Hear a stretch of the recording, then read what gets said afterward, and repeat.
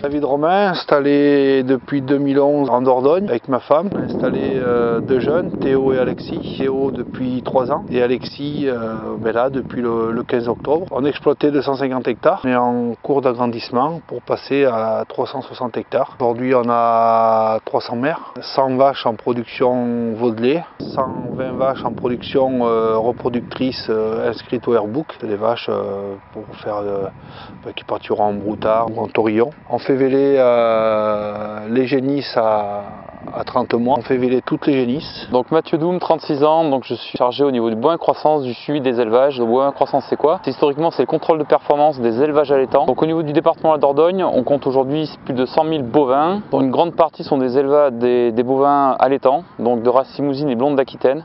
Donc 3/4 race limousine et 1/4 de vache blonde d'Aquitaine. Donc notre objectif c'est le suivi des élevages au niveau du département et l'accompagnement technique au niveau, donc soit des conseils comme ici on a vu par exemple sur les stratégies alimentaires, du conseil global au niveau de l'exploitation. Donc là on est sur un silo qui est composé de maïs épi entier et le grain, la fanne et la rafle et d'apporter de la cellulose dans les rations. Alors là on a une pailleuse décileuse Lucas, de marque Lucas, de déciler avec sa porte arrière dans les silos de maïs ou silos d'herbe, aussi de pailleuse, donc on met notre botte carrée à l'intérieur, il y a des couteaux et 2 rotors à l'intérieur et tout est ressorti avec une turbine par la goulotte. Alors là on arrive dans les bâtiments de stockage où on stocke principalement des matières premières. Là du maïs sec broyé, voilà, donc qui est très concentré en UF et en amidon, surtout en amidon. La luzerne, donc luzerne foin, riche en fibres, qui apporte de la protéine, très peu d'énergie, voilà, efficace pour que la ration soit optimisée. On est sur un corn gluten, donc corn gluten c'est de la drèche de maïs. Ce que vous voyez en granulé c'est de la drèche et ce que vous voyez en jaune c'est du germe de maïs. Ça nous fait un aliment moins riche en amidon, donc un peu plus, on va dire un peu plus digeste, mais par contre qui apporte de la matière grasse. Un peu de colza, donc tourteau de colza pour diversifier les protéines, pas très riche non plus en UF. Là on est sur de la pulpe, tourteau de pulpe, riche en fibres, qui sécurise et qui apporte, c'est pareil, une autre source de protéines, mais surtout qui a cet effet tampon au niveau de la ration.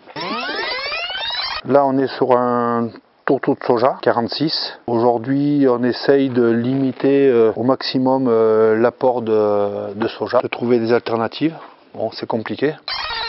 On est sur un mélange donc de brisure de maïs, brisure de séchage avec un peu de 30% de colza, voilà, qui est pas très coûteuse, qui est riche en fibres, qui apporte un petit peu de protéines, un peu d'UF.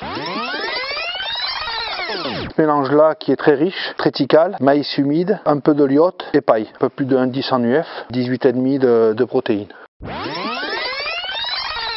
Tourteau de lin, de la matière grasse, des oméga, qui est très bénéfique pour l'engraissement, pour optimiser les rendements. Là on est sur un maïs humide, très efficace au niveau de la digestibilité comparé à un maïs séché, beaucoup plus digeste, puisqu'il y a très peu d'amidon vitreux à l'intérieur, beaucoup d'UF et d'amidon. Là une céréale à paille, triticale, très riche en UF, on augmente la concentration pour les animaux à l'engraissement, pour que ça pousse, surtout pour les jeunes mâles. Et là, on a une coque de soja, ça se rapproche un peu du son de blé. C'est riche en fibres, ça permet de diluer du prix et d'avoir un petit peu de protéines. Donc là on a des prairies qui sont pas très vieilles, notamment celles qui sont en arrière-plan, 4 ans, qui ont été RC, qui sont bien reparties, qui ont bien donné.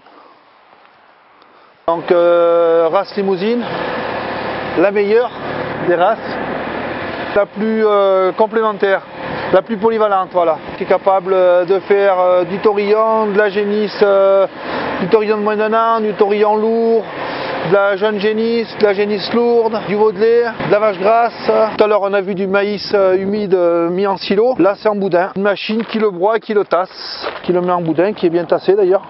On voit bien que ça se casse. Voilà, ce qui nous permet de le conserver assez bien, sans trop perdre.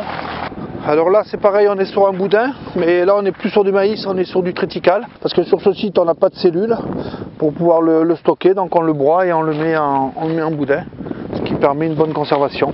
Alors là les 2 silos que vous voyez, c'est 2 silos d'ensilage de maïs, et le troisième on a un silo d'ensilage d'herbe. Les bottes d'enrubanné qui sont à l'arrière sont des bottes d'enrubanné de métail, c'est composé d'avoine, pois et veste qu'on sème en dérobé. Là nous sommes dans la partie stockage, donc paille, qui nous sert bien sûr à pailler les animaux pour les litières, comme vous avez vu au taurillon, mais en plus à mettre dans la ration pour apporter de la fibre et habituer les animaux à manger de la paille quand elles sont en engraissement. Là nous avons des minérales.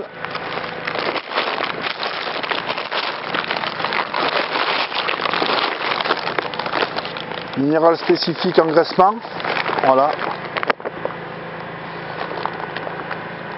Et du foin, donc prairie naturelle, récolte fin mai, début juin. Là c'est des pierres de sel. Donc pierre de sel pour les vaches, génisses. Parce que là elles rentrent et elles sortent, elles ont libre accès au bâtiment. Donc là c'est des génisses qui vont être préparées pour l'insémination, pas toutes mais certaines, pour véler à 30 mois. Un troupeau de vaches mères, avec des veaux qui ont... donc tous les veaux sont nés dehors là. Donc qui ont entre 3 semaines et 1 mois, les plus vieux ont 1 mois.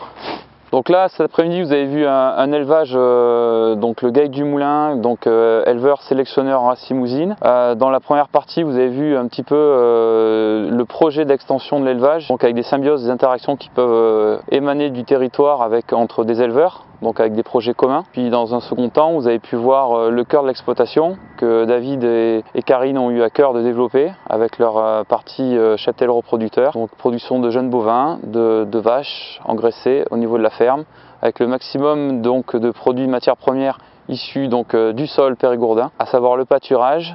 Et puis la seule chose que je peux dire pour conclure, c'est que je félicite ces éleveurs pour toute leur implication et leur investissement.